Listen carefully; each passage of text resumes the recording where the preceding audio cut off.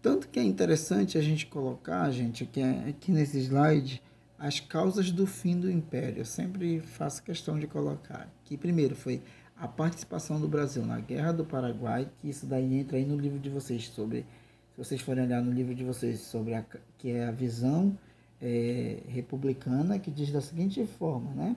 Após a Guerra do Paraguai, o governo imperial não cumpriu as exigências dos militares, que seriam melhores salários, mais armas, munição, ou seja, os recursos para as forças armadas. Esse fato levou o exército e a marinha a acreditar que era necessário mudar os rumos da política nacional. Na Guerra do Paraguai, muitos militares haviam entrado em contato com países que já eram republicanos e começaram a associar os problemas nacionais à monarquia, abraçando com isso a causa republicana.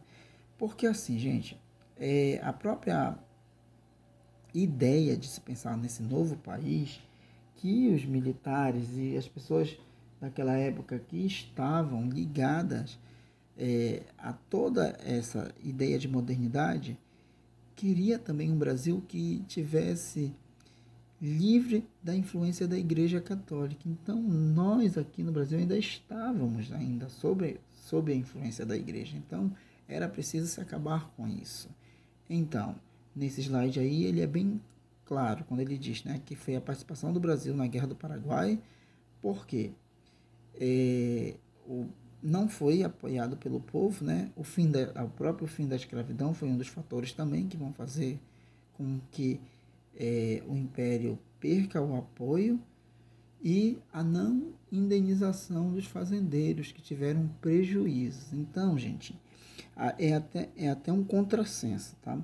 Porque, assim, se vocês forem imaginar, a população, de certa forma, tinha um apreço pela monarquia na época. A população, quando a gente fala, são as pessoas mais humildes, porque a família real trouxe algumas vantagens para o país, né?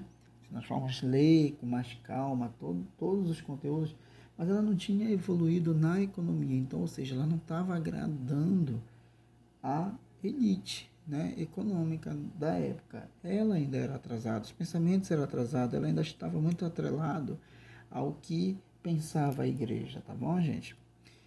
E aí nós chegamos da influência do positivismo, tá? Que é o que está na página 54 de vocês. Qual é a influência do positivismo?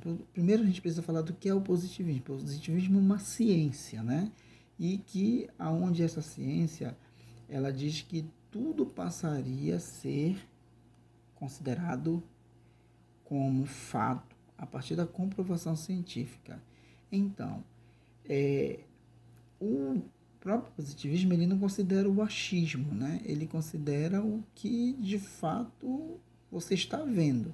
Então, eles viam no antigo sistema que o Brasil ainda tinha adotado da Inglaterra como algo atrasado e que precisava ser mudado.